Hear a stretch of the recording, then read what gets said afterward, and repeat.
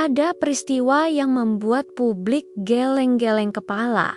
Bagaimana tidak dalam peristiwa yang terjadi pada tanggal 6 November kemarin, seorang suami yang menjadi korban pengeroyokan justru ditetapkan sebagai tersangka penganiayaan. Pertanyaannya sederhana. Bagaimana mungkin orang yang membela diri malah dianggap pelaku? Apa korban tidak boleh melawan? Apa korban harus pasrah saja menjadi sasaran kejahatan? Dalam sesi bedah kasus, mari kita telusuri lebih dalam. Sebelum kita mulai, kami akan memberikan tayangan sesi bedah kasus di setiap minggunya dengan topik mulai dari kasus pidana hingga kasus perdata yang terjadi di masyarakat. Kalian bisa lihat sesi tersebut di dalam playlist bedah kasus HF, seorang suami yang sedang mengantar istrinya yang sedang hamil untuk mencari makanan. Dicegat oleh 4 orang yang menaiki 3 sepeda motor. Terjadi cekcok, tetapi HF sudah menjelaskan bahwa ia bersama istri hamil. HF berusaha menghindar. Ia tidak ingin masalah. Namun 4 orang itu justru menyerangnya terlebih dahulu. Dalam posisi terpojok, HF akhirnya melakukan perlawanan menggunakan senjata tajam yang ia bawa untuk berjaga-jaga malam itu. Ia berhasil melumpuhkan 1 orang pelaku. Anehnya, HF justru ditetapkan sebagai tersangka. Publik pun bertanya, bukankah ini pembelaan diri? Kenapa justru dia yang dianggap bersalah? Untuk memahami masalah ini, kita harus membahas konsep pembelaan terpaksa atau nutwir.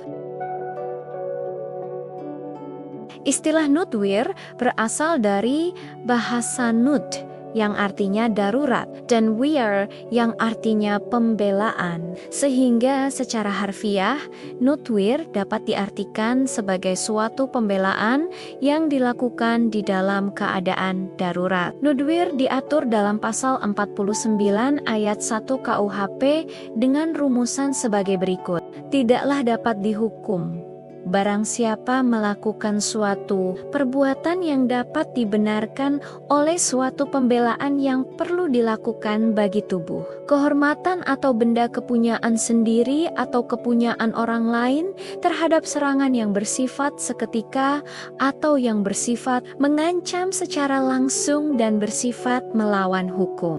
Menurut ketentuan pidana seperti yang telah dirumuskan di dalam pasal 49 ayat 1 KUHP itu, apabila seseorang mendapat serangan secara melawan hukum dari orang lain, maka pada dasarnya orang dapat dibenarkan untuk melakukan suatu pembelaan terhadap serangan tersebut, walaupun dengan cara yang merugikan dirinya secara hukum, yang di dalam keadaan biasa.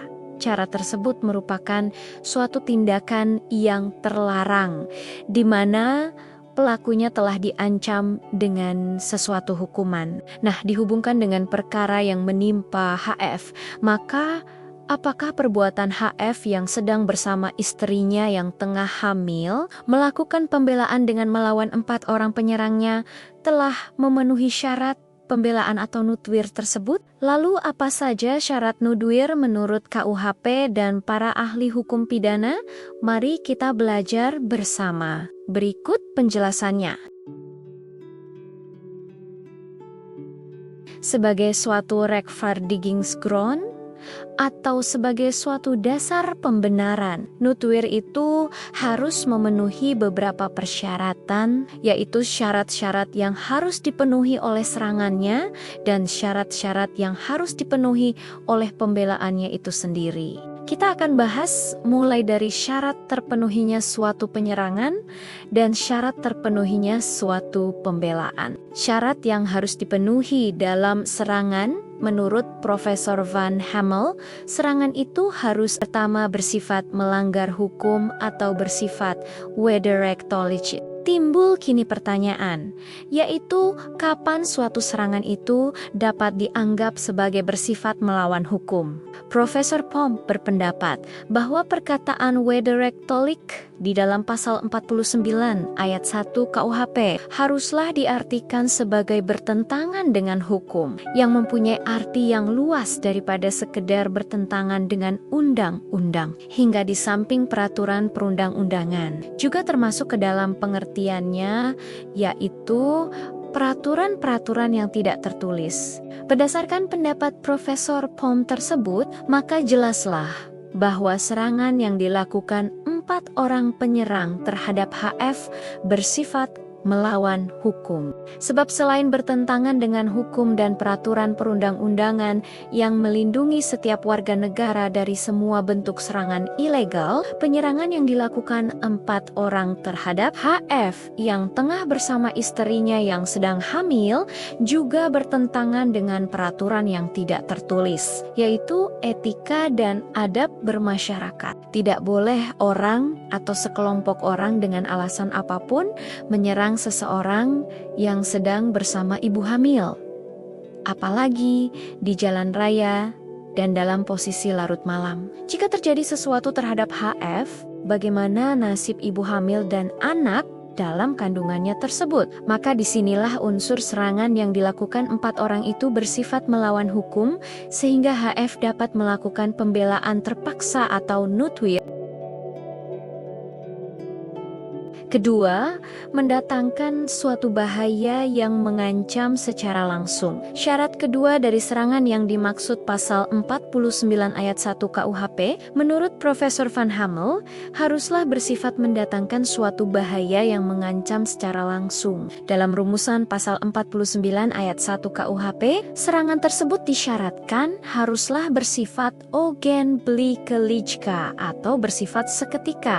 Menurut Profesor Van Hammel, suatu serangan itu dapat disebut sebagai bersifat seketika, yaitu bukan saja jika serangan itu telah benar-benar dimulai, melainkan juga apabila serangan itu telah mengancam secara langsung, walaupun serangannya itu sendiri belum dimulai. Pendapat Profesor Van Hammel itu adalah sesuai dengan penjelasan yang terdapat di dalam Memori van Toelichting yang mengatakan antara lain, tidak terdapat suatu nutwir tanpa adanya suatu bahaya yang bersifat seketika bagi tubuh, kehormatan atau benda kepunyaan sendiri atau kepunyaan orang lain. Menurut Profesor Noyon Langemeijer, untuk dapat melakukan suatu nutwir itu, pembentuk undang-undang tidak mensyaratkan bahwa di situ harus terdapat suatu gewalt atau suatu kekerasan, melainkan bahwa di situ harus terdapat suatu ogenblikkelijk gevaar atau harus terdapat suatu bahaya yang bersifat mengancam secara langsung. Menurut Profesor Noyon Langemeijer, hal tersebut adalah wajar karena apabila orang harus menunggu sampai suatu kekerasan itu benar-benar telah dilakukan oleh penyerangnya, maka biasanya orang tidak mempunyai kesempatan lagi untuk melakukan suatu pembelaan. Nah, berdasarkan pendapat para ahli hukum pidana tersebut, maka perlawanan yang dilakukan HF terhadap 4 orang penyerangnya juga dapat dikategorikan sebagai nutwir, sebab penyerangan itu jelas berbahaya, tidak hanya bagi tubuh HF sendiri, tetapi juga sangat dimungkinkan akan berbahaya bagi istrinya yang tengah hamil, juga pada bayi dalam kandungan istrinya tersebut. Bahkan berdasarkan pendapat Profesor Noyon Langemeijer, HF tidak perlu menunggu para pelaku melakukan kekerasan terlebih dahulu untuk melakukan pembelaan terpaksa atau nutwir, sebab hal itu dikhawatirkan akan terlambat. HF boleh terlebih dahulu melakukan nutwir apabila terdapat suatu bahaya yang bersifat mengancam secara langsung dari para penyerangnya.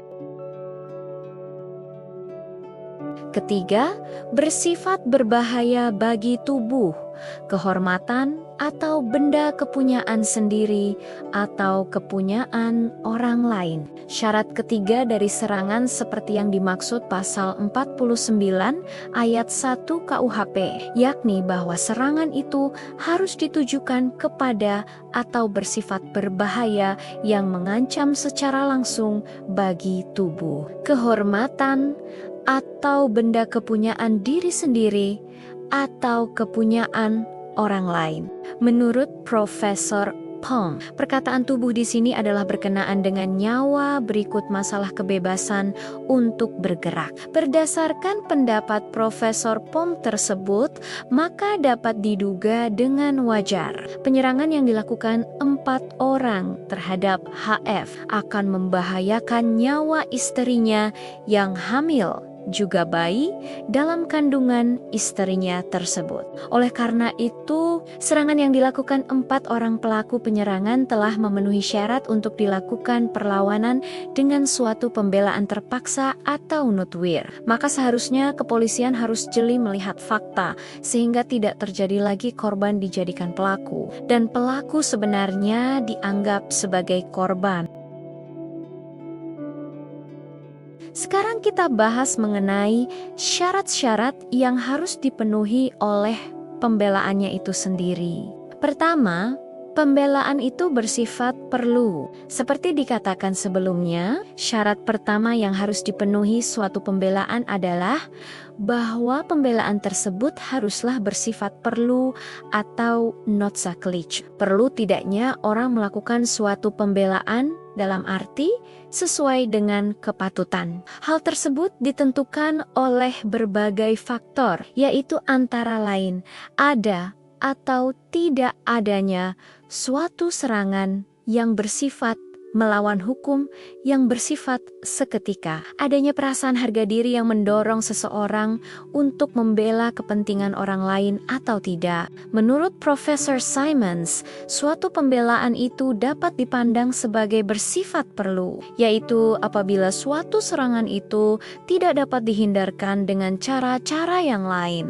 Oleh karena itu, Profesor Simons berpendapat bahwa barang siapa mampu untuk menghindarkan diri dari suatu serangan dengan cara melarikan diri, maka ia tidak berhak untuk melakukan suatu pembelaan. Nah, berdasarkan pendapat Profesor Simons tersebut dihubungkan dengan perkara yang menimpa HF, maka perlawanan HF terhadap 4 orang penyerangnya dapat dikategori sebagai pembelaan terpaksa atau nutwir. Sebab sebelum melakukan perlawanan, HF telah terlebih dahulu menghindar. Namun para penyerang itu justru mencegat dan langsung menyerangnya meskipun HF telah mengatakan istrinya sedang hamil. Disinilah menurut Profesor Simons, HF berhak melakukan pembelaan sebab ia telah berusaha menghindar. Kedua, merupakan tindakan yang dapat dibenarkan oleh suatu pembelaan seperlunya. Syarat kedua yang harus dipenuhi oleh suatu pembelaan atau notwir adalah bahwa tindakan tersebut merupakan tindakan yang dapat dibenarkan oleh suatu pembelaan yang sifatnya perlu. Menurut Profesor Van Bamelen, dengan dicantumkannya perkataan geboden door de noodzakelijke verdediging atau dapat dibenarkan oleh suatu pembelaan yang sifatnya perlu itu, pembentuk undang-undang telah bermaksud untuk mengingatkan kepada kita, yaitu bahwa di dalam melakukan suatu notwir itu, kita harus memperhatikan asas-asas proporsionalitas maupun subsidiaritas. Dari keterangan tersebut menunjukkan kepada kita bahwa di dalam melakukan suatu notwir itu kita harus memperhatikan asas subsidi, dalam arti bahwa bila mana terdapat cara lain yang lebih baik yang dapat dipergunakan untuk melakukan suatu pembelaan, maka orang yang mendapat serangan itu tidak boleh mempergunakan cara yang dapat mendatangkan kerugian yang lebih besar bagi penyerangnya. Nah, sampai di sini bagaimana menurut kalian? Apakah pembelaan yang dilakukan HF dengan melumpuhkan 1 orang dari 4 orang penyerang lebih besar kerugiannya dibanding menyelamatkan diri, istri dan anak dalam kandungan, tentu saja akal waras kita akan mengatakan kerugian yang lebih besar apabila kita tidak bisa menyelamatkan diri, istri dan anak dalam kandungan. Selanjutnya, menurut Profesor Van Hamel, tindakan untuk melakukan suatu pembelaan itu hanya dapat membebaskan pelakunya dari hukuman, yaitu apabila cara yang telah dipergunakan itu dapat dibenarkan oleh keadaan-keadaan, antara lain maksud yang nyata dari penyerang, kekuatan fisik dari penyerang dan orang yang melakukan pembelaan. Intensitas dari serangan itu sendiri, pengaruh dari suatu serangan terhadap pribadi orang yang mendapat serangan, kepribadian dari orang yang mendapat serangan, kemungkinan untuk segera meminta bantuan, kemungkinan untuk melarikan diri secara aman dan secara terhormat, kemungkinan tentang dapat dipulihkannya kerugian yang dapat timbul secara mudah. Nah, berdasarkan keadaan yang dijelaskan Profesor Van Hamel tersebut, HF yang melakukan pembelaan tidak seharusnya menjadi tersangka sebab 8 keadaan tersebut telah terpenuhi, yakni maksud nyata dari para penyerang telah jelas dengan tetap melakukan penyerangan meskipun HF telah menghindar. Perbandingan kekuatan fisik 4 penyerang dibanding 1 orang HF yang melakukan pembelaan, intensitas dari serangan dapat diterka mengingat 4 berbanding 1, juga dari cara 4 orang penyerang itu mencegat meskipun HF telah menghindar. Serangan tersebut dapat dinilai dengan wajar, pasti sangat berpengaruh terhadap HF sebab ia sedang bersama istrinya yang hamil, sehingga HF pasti juga memikirkan keselamatan istri dan anak dalam kandungan istrinya tersebut. Kepribadian HF adalah tipe suami siaga, sebab meskipun sudah larut malam, ia tetap mencarikan makanan untuk istrinya yang hamil. Kemungkinan bagi HF untuk segera meminta bantuan patut diduga sangat kecil, sebab kondisi yang larut malam, HF sudah mencoba melarikan diri dengan cara menghindar. Pelaku penyerangan yang dilumpuhkan hanya 1 orang dari 4 pelaku dan tidak sampai meninggal dunia, sehingga harus diduga ini merupakan shock terapi dari HF agar para pelaku penyerangan menghentikan serangannya dengan cukup melumpuhkan 1 orang penyerang. Nah, sampai di sini kita sama-sama belajar hukum pidana khususnya terkait pembelaan terpaksa atau nutwir. Sekarang bagaimana pendapat kalian? Apakah HF berhak melakukan pembelaan, melindungi diri, istri dan anak yang dalam kandungan? Atau HF cukup pasrah saja mendapatkan serangan meskipun ia sedang bersama istrinya yang hamil? Tulis pendapat kalian di kolom komentar dan bantu viralkan agar kejadian seperti ini tidak terulang kepada yang lain. Sampai bertemu di bedah kasus lainnya di setiap minggunya.